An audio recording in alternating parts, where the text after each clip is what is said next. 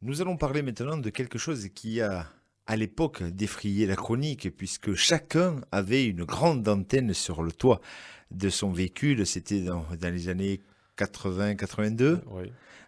C'était les cibistes. Tout le monde avait une cibi. Les routiers, pendant des années, ont eu une cibiste. Et nous recevons aujourd'hui pour nous parler de cette passion qui s'est un petit peu éteinte, mais qui se réveille grâce à des associations. Monsieur Grégoire Jean-Marc, bonjour. Bonjour. Vous êtes l'heureux président d'une association qui demeure dans les Hautes-Pyrénées, qui s'appelle le Club Cibiste Bigourdan. Et vous êtes situé à Audos, à côté de Tarbes. Bon, nous avons monté un club avec un collègue, là. On faisait partie d'un club de radio amateur. Et puis nous avons dérivé. Nous sommes repartis sur notre activité principale au départ. C'était la CIBI, puisque nous ne pouvons pas trafiquer sur les bandes radioamateurs. Nous ne sommes pas radioamateurs. Expliquez-nous la différence entre, pour les gens qui ne comprenaient plus, quelle est la différence entre un radioamateur et un cibiste? Alors, un radioamateur, c'est une personne qui a une licence, qui passe une licence, qui passe un examen pour pouvoir trafiquer sur des fréquences autorisées.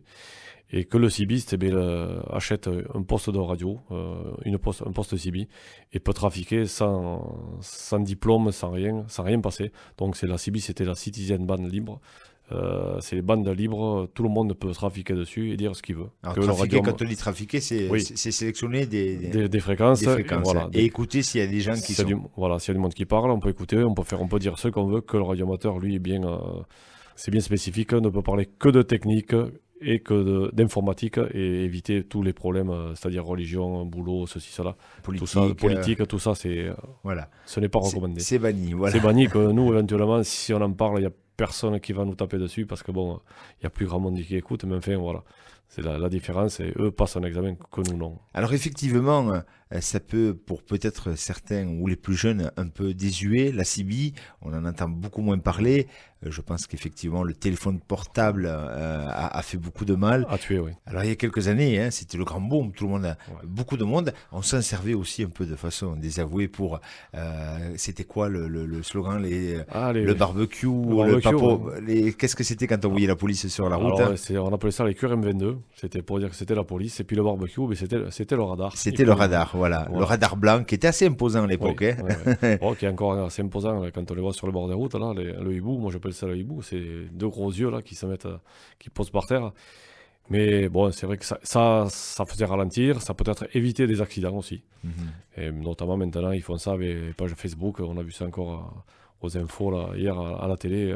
Voilà, avec des pages Facebook, voilà, et puis des GPS aussi qui indiquent, qui avertissent. Si on peut faire réduire la vitesse, faire ralentir les gens pour éviter les accidents, je pense que c'est une bonne chose aussi, quoi. Alors aujourd'hui, voilà, on le disait, vous avez qu'il existe encore des irréductibles qui continuent à faire de la CB. Qu'est-ce qui vous plaît à vous dans cette communication à travers les ondes et à travers cet appareil qu'on appelle une CB?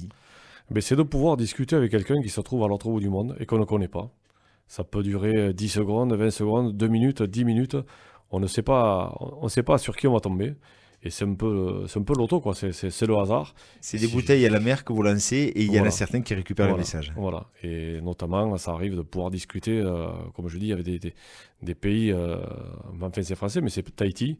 Ça m'est arrivé de discuter avec Tahiti. Papette, je n'irai jamais parce que bon, pour moi c'est trop loin, je n'ai pas les moyens d'y aller. Mais ça fait plaisir, quoi, de connaître. Et puis après, on arrive à rediscuter. Des fois, ça arrive de retomber sur la même personne et puis on crée des liens. Et puis bon, on s'envoie des petits mots pour Noël, ceci, cela.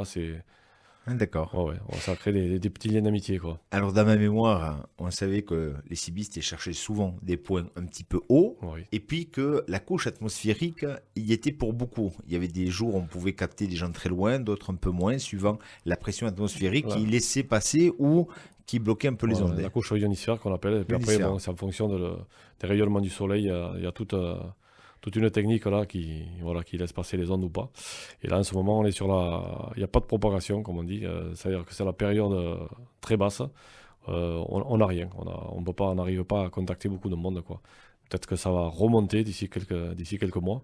Et là, on aura l'occasion de pouvoir, hormis les Italiens et l'Espagne qu'on entend régulièrement, qui eux sont quand même pas mal équipés et qui ont beaucoup de puissance. Et donc, eux, on arrive à les entendre. Mais sinon, après, c'est très très calme, quoi.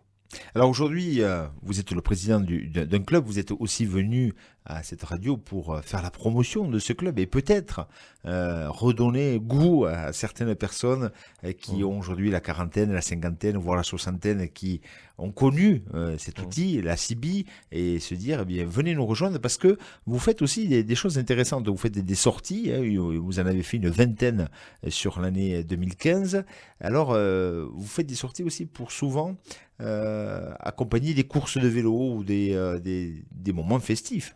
Voilà, tout à fait. C'est-à-dire que le secrétaire qui fait de la radio aussi, un jour en allant qui s'appelle Monsieur Patrick Garnier, voilà, qui est parti faire le plein de son véhicule et bien sûr avec l'antenne sur la voiture, il s'est fait remarquer de suite et une personne qui passe a vu la voiture et il a demandé est-ce que vous faites de la CIBI? Et il a dit oui, pourquoi? Ben écoutez, nous on cherche des gens qui savent manier la radio et qui seraient susceptibles de nous aider dans nos sorties, puisqu'on cherche, on appelle ça des signaleurs, des personnes pour nous aider pour la sécurité sur le bord des routes. Et il m'en a parlé, j'ai dit écoute, pourquoi pas. Donc on a rencontré les personnes de ce fait-là, on a continué après à travailler avec eux. On travaille aussi avec des gens du côté de Bordeaux, là, des gens du Gers, des gens du 40 qui nous appellent pour leur donner un coup de main.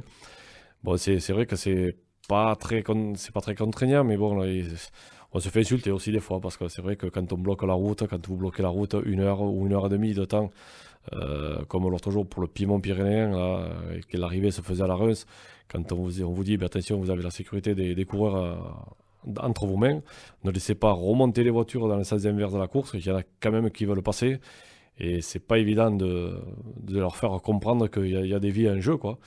Et la sécurité, bon, c'est assez difficile par moment. Oui. Mais bon, ça donne un peu l'adrénaline, ça motive. Voilà. Ça fait du piment un peu. Ouais, voilà, ça donne envie. Et donc là, en gros, jusqu'à présent, nous sommes après une vingtaine de week-ends. On sait que nous avons donné des coups de main à faire des assistances. Et nous avons fait notamment une l'année dernière à notre nom, avec le nom du club. Là, c'était sur le 64, le Tour du Béarn. Et voilà, sur 2 jours, on était quand même 16 personnes et voilà, ça s'est très très bien passé. Et les organisateurs ont promis de nous rappeler pour l'année prochaine. Donc ça fait plaisir de se battre un petit peu pour ça, quoi. Voilà, et puis aujourd'hui, vous mêlez l'utile à l'agréable, hein, puisque voilà, ce club de passionnés des CIBI, là, vous vous mettez à disposition aussi pour sécuriser des courses et plein de choses. On va terminer ce petit entretien pour cette présentation de ce club cibiste Bigourdan-Odos, hein, donc le CCBO, il s'appelle. Pardonnez, peut-être quelques coordonnées ou quelques façons de venir vous rejoindre si des personnes comme vous l'avez fait il y a quelque temps ont débarrassé et retrouvé dans les placards, dans les greniers, un vieux poste CIBI, parce que vous avez replongé un peu comme ça, hein, vous avez retrouvé ça, vous avez dit si ça remarche, et puis pam, c'est reparti. Voilà, c'est comme ça. En fouillant dans le garage, en faisant un peu de rangement, j'ai retrouvé le poste, j'ai rebranché, et j'ai dit on va voir s'il y a quelqu'un, et puis il y a eu du monde. Donc ça m'a redonné envie, après 10 ans d'arrêt. C'est madame qui ne doit pas être contente que vous ayez retrouvé ça. Oui, pas trop. Elle apprécie pas trop. Elle apprécie moyennement. Mais enfin, bon, tant qu'on fait ça, on fait pas autre chose. Ouais. Et puis, bon, comme toutes les passions, de toute manière, ça prend beaucoup de temps. Et puis voilà. Il y en a, c'est le vélo. Enfin, moi, je faisais un peu de vélo aussi. Pêche, la chasse, voilà. Plein d'autres choses. Ouais. Ouais. Donc, voilà. Allez, monsieur Grégoire Jean-Marc, est-ce qu'on peut laisser votre numéro de téléphone? Oui, bien sûr. Alors, c'est le 06 98 04 81 16. Voilà, 06 98 04 96. Et celui du secrétaire qui est... Le 06 81 30 58 91. Voilà. 06 81 30 58 91, c'est monsieur Garnier. Garnier, Patrick Garnier, voilà. Donc, on recherche des personnes susceptibles de pouvoir nous aider les week-ends. Et on cherche des bénévoles. Et on leur fournira bien sûr la tenue adéquate, tout le matériel, les radios qu'il faut pour pouvoir travailler correctement. Et donc voilà, on cherche de tout âge, hein. Il n'y a pas d'âge limite. Voilà. Mais nous aussi, grâce à la FM, c'est parti dans les ondes, ça arrivera où ça arrivera. Et exactement. Vous avez une page Facebook aussi? Voilà, on a une page Facebook et c'est les Amis Cibistes Bigourdan. Voilà. Et un site internet aussi en tapant Cibistes Bigourdan, où c'est que nous avons mis des photos, où nous mettons plein de petites anecdotes, et notamment toutes les sorties que nous avons fait, les assistances sont répertoriées dessus. Voilà. Vous n'êtes quand même pas ennemi du numérique, donc aujourd'hui, voilà, vous avez quand même votre page Facebook, votre site internet, et puis voilà, même des numéros de téléphone portable. Oui, voilà. Tout à fait. Merci beaucoup, Monsieur Grégoire Jean-Marc, d'être venu jusqu'à notre micro. Voilà, un club dynamique qui fait parler de lui, le club Cibiste Bigourdan. Merci à vous. Au revoir.